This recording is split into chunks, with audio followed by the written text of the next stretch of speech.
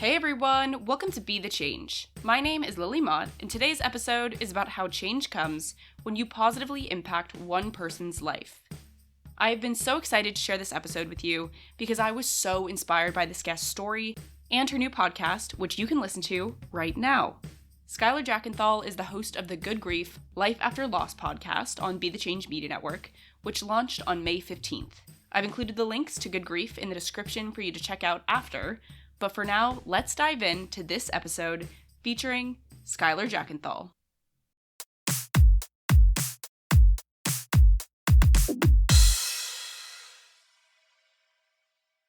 My name is Skylar. I'm currently living and working in Boston, Massachusetts, but born and raised in Park City, Utah, which is where much of my life story to this point takes place. Back in Park City, my dad and I are the co-founders of the Live Like Sam Foundation, which is a nonprofit we started together in honor of my older brother, Sam. He passed away in a ski accident in 2015. At the time, he was 16 years old and I was 14. He went with his ski team to Australia to train and just went off a jump wrong, over-rotated the last run of the day, and landed in a coma. My family and I spent almost a little over 20 days with him in the hospital in Australia. And then, unfortunately, at the end of all of that, my parents and I came home and Sam did not come home with us, which obviously is horrible and tragic and very confusing for me. I was a freshman in high school. I was only a few weeks into my freshman year when that happened. And had this weird feeling of went from being a sibling to an only child, which is just super weird, and still to this day don't know how to answer that question of, do you have any siblings? But when we came back to Park City, we held a public memorial for Sam, and we had almost 1,500 people show up to celebrate Sam's life and to honor him, which was just so beautiful. And it became really clear that Sam's legacy already was so strong, and people were just so inspired by the way he had lived and his joy and his passion and courage and zest for life. And he had made an impact in so many people's lives and continues to do that now. But that's what really inspired us to start Live Like Sam. With Live Like Sam, we are the premier youth well-being nonprofit in Park City. We pretty much interact with all kids K through 12 in Park City through school programming and summer camps and things like that, but really equipping them with the tools and skills and support needed to not just survive in this crazy world we live in, but thrive and to have a healthy sense of self and purpose and build strong relationships and just find joy in life. So that's been really cool to be a part of that with my dad. Even to this day, when I go home over the holidays, I can walk in a coffee shop and someone's wearing a Live Like Sam hat or a blue bracelet, which is pretty cool. But yeah, that's a little bit about me. That's incredible. I think I have so many questions about Live Like Sam. Tell me a little bit about tell me more about the programming for Live Like Sam. I think it's amazing.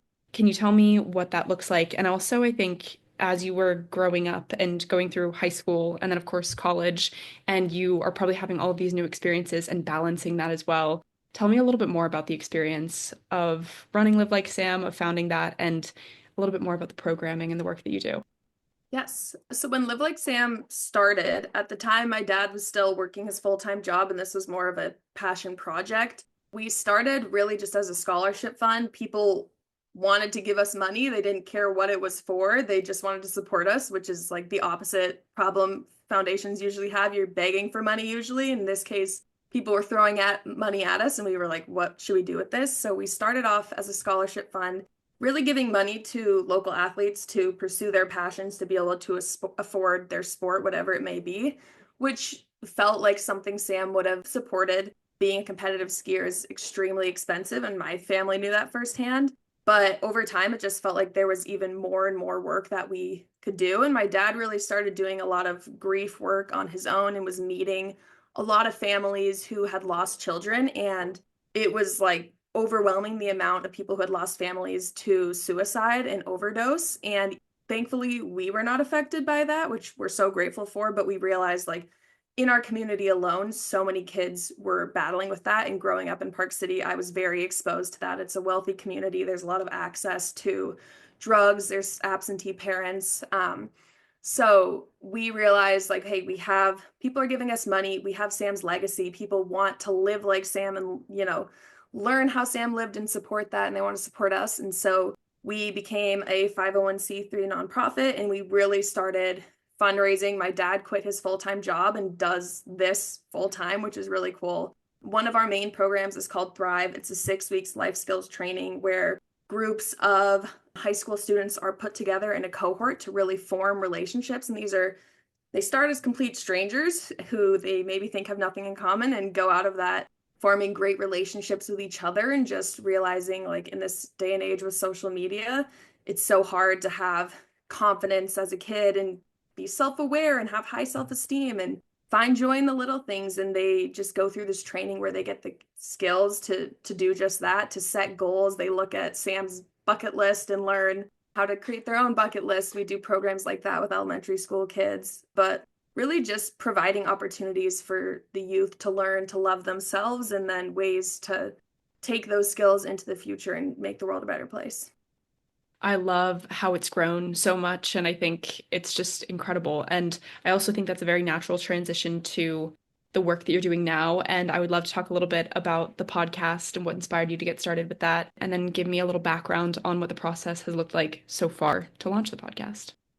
Well, I will soon be launching, or maybe by the time this comes out, already launching a podcast with Be the Change Media Network. The podcast is called Good Grief, Life After Loss, and it really is just that, finding the good in grief and finding a way to live through that loss and again, thrive after that loss and really find purpose and meaning in something so tragic. For me, what I found made the biggest difference in my grief journey and helped me to be where I am today and have, peace and acceptance. And then now keeping Sam's memory alive and being involved in Live Like Sam every day. My high school had a grief group that I was introduced to just a few months, maybe a month and a half after Sam passed away, which was very fresh, maybe a little too fresh. But this grief group was once a week, and kids in the high school who had experienced loss of a parent or a sibling would meet. And once a week, a different kid would take turns telling their stories of grief and loss. And some people's stories were 10 minutes, others took the full hour. We would all sit there and just color and coloring pages and cry listening to these stories. And as like sad and awful as it was also the highlight of my week every week. And it brought me joy and hope and to just like be surrounded by other people who had gone through a similar experience. Of course, we'd all gone through something different, but people who understood that feeling. I could come in and start ranting about just like how frustrating it was to have my friends complain about how annoying their siblings are and not have the self-awareness to know who they were talking to. And it really became just a very tight-knit community, and it was amazing. It also highlighted for me just how much grief there was. I think if you haven't lost someone, rightfully so, you're very blind to it and you're not aware of all the loss and grief going on around you. But like the second you lose someone, you join the club, and all of a sudden it's just something you're hyper aware of. And so for me, I became very aware of how many people in my lives I knew, especially young people, had experienced the loss of a parent or a sibling. And it was a very big and alarming number. And so grief group became a great place for us to all come together. And I kind of took it upon myself to start bringing in other grievers. A lot of people aren't comfortable telling their stories, but for some reason I was. So took it upon myself to bring others in so we could all cry together and grow together and support each other. And that's really my hope for this podcast, is that it's going to be a grief group for people everywhere. I was lucky enough to have a grief group, but that's really not the case for many people.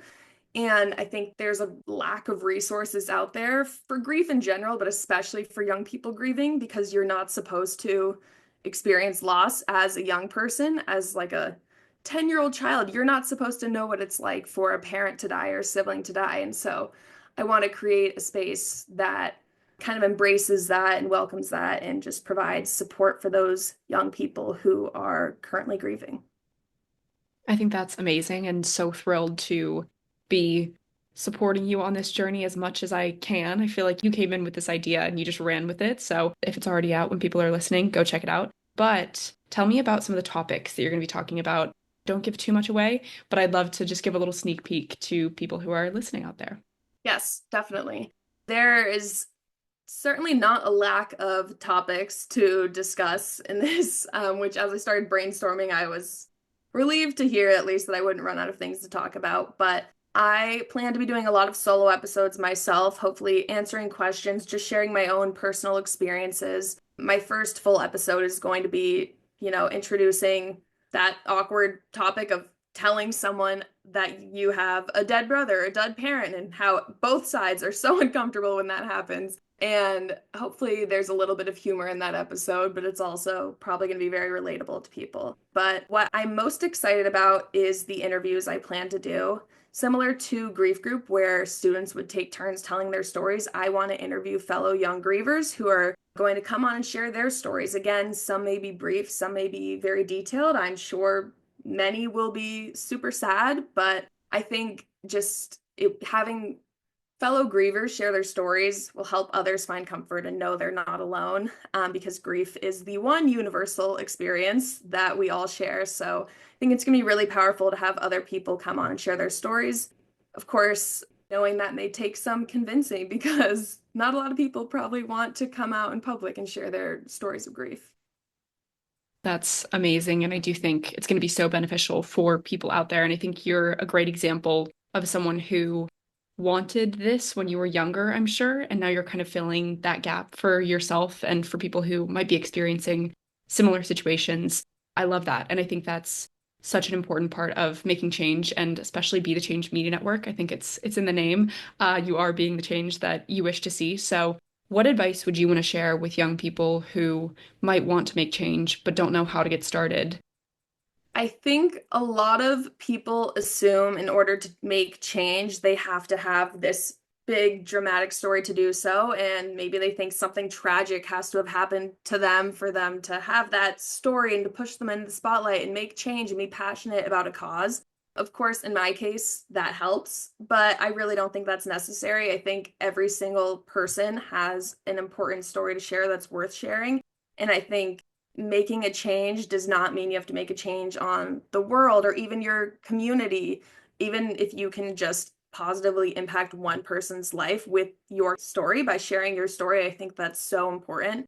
And that's exactly my goal with the podcast. I don't need to have a million listeners and change a million people's lives, but even just one young person can listen to the podcast and feel inspired and feel comfort in what they're hearing, then I will feel like I've made a difference and made change. So that would be my advice to other young people wanting to make change in the world.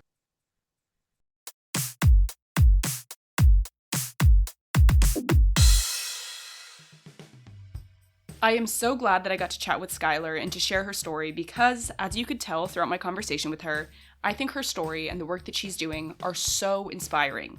You can check out Skylar's podcast, Good Grief, Life After Loss, right now, wherever you're listening to this podcast.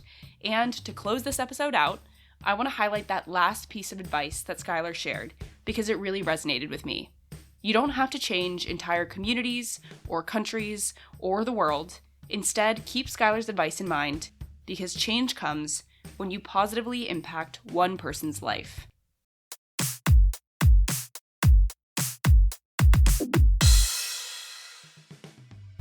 Thank you so much for listening to this episode, and you can find Skylar on Instagram and LinkedIn, and I included those links in the description of this episode, as well as the links to listen to Good Grief, Life After Loss.